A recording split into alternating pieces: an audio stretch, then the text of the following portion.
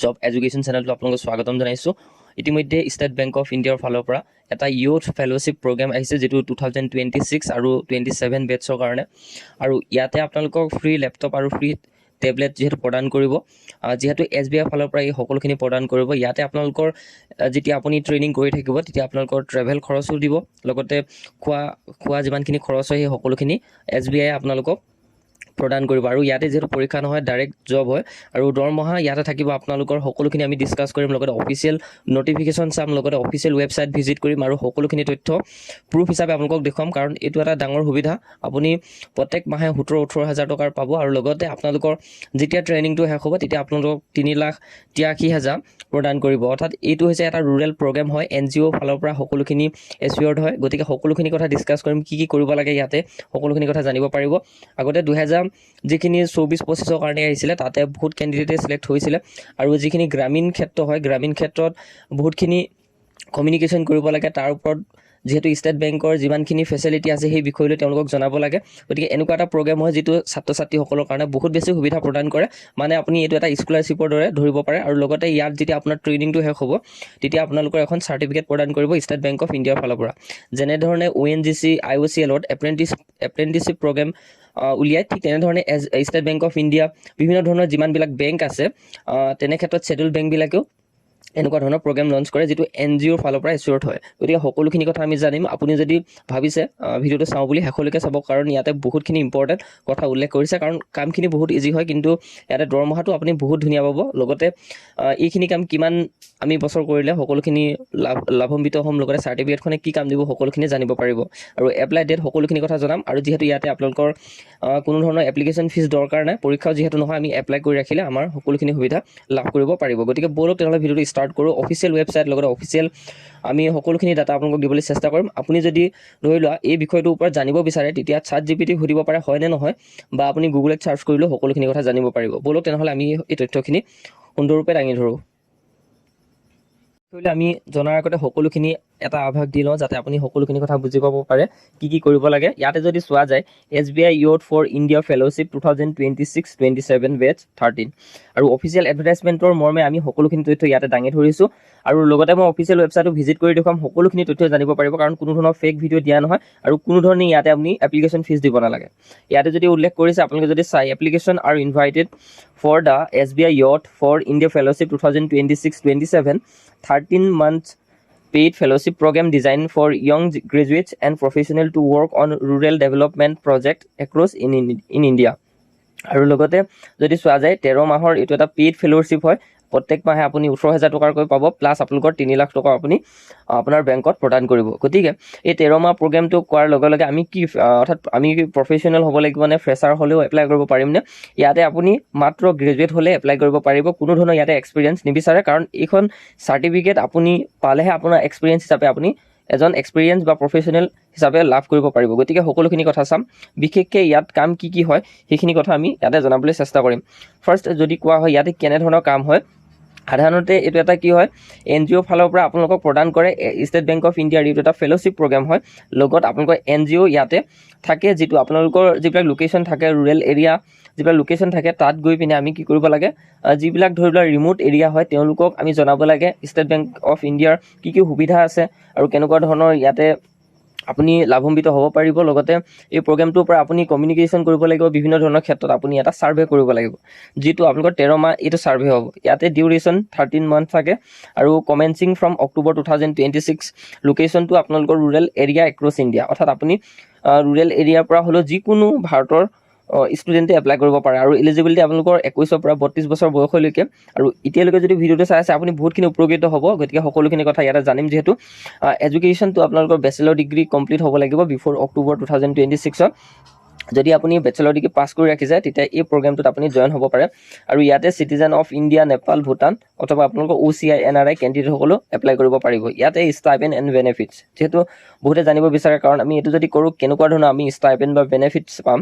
আপোনালোকৰ ইয়াতে monthly allowance থাকিব 16,000 পৰা 21,000 টকালৈকে। আৰু 21,000 কেনেকৈ হ'ব পালেগে 16,000 পৰা, সেইটো বহুতে সুধিব।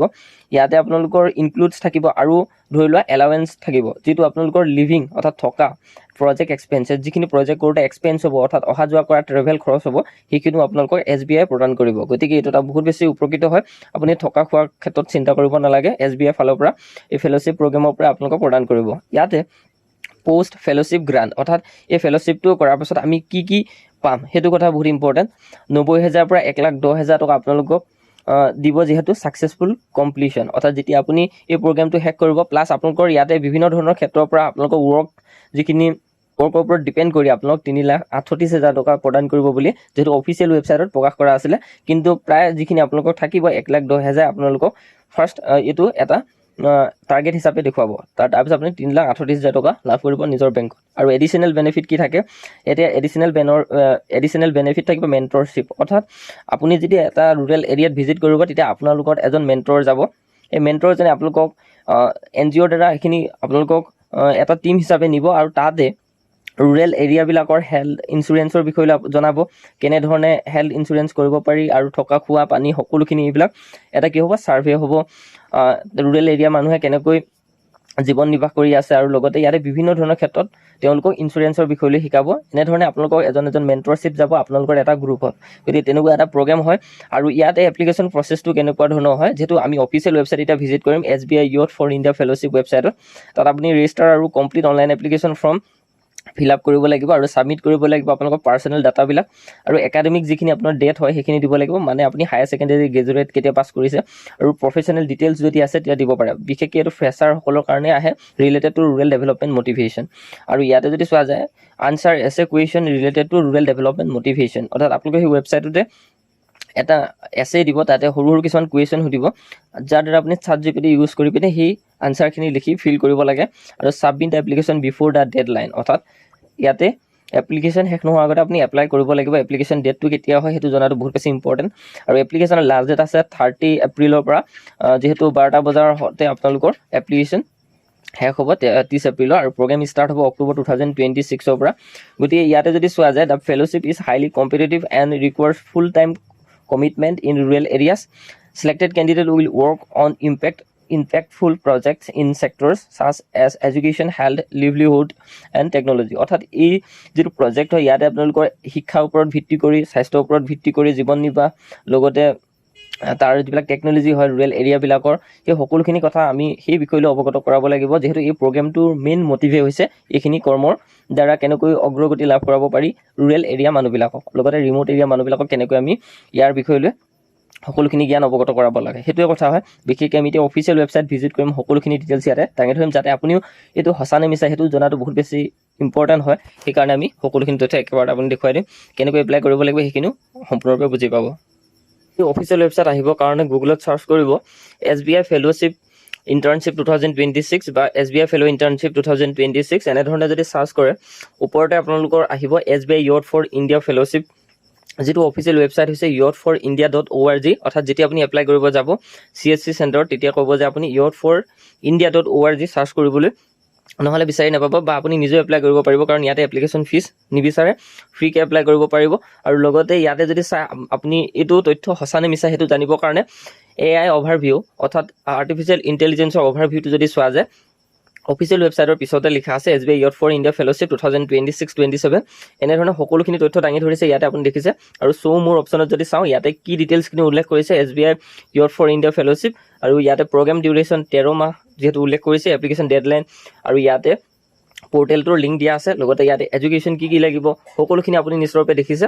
আৰু ইয়াতে টোটেল এৰাউণ্ড আপোনালোকৰ 2,68,000 পৰা 2,73,000 আপোনালোকৰ অভাৰ দ্য পিৰিয়ড থাকিব, যিহেতু অন্যান্য এলাৱেঞ্চ লগ লাগি 3 লাখৰ ওপৰত হয়। লগতে ইয়াতে ৰিএডজাষ্টমেণ্ট এলাৱেঞ্চো থাকে, লামচাম আপোনালোকৰ 90,000 আপন ছাকচেছফুল কমপ্লিশ্যন, অৰ্থাৎ যেতিয়া আপোনাৰ এই সকলোখিনি শেষ হ'ব আপোনাৰ আকৌ 90,000 টকা এটা এক্সট্ৰাকৈ এড হ'ব।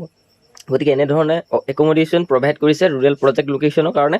যদি আপুনি ইণ্টাৰেষ্ট হয় এই ছাপোৰ্ট আৰু মেণ্টৰশ্বিপ প্ৰগ্ৰেমটোত ল'ব পাৰে, সকলোখিনি সুবিধা NGO পাৰ্টনাৰশ্বিপ হিচাপে কাম কৰিব পাৰে। গতিকে এইটো বিশেষকৈ SBI ফালৰ পৰা এইখিনি প্ৰগ্ৰেমছ আহিছে।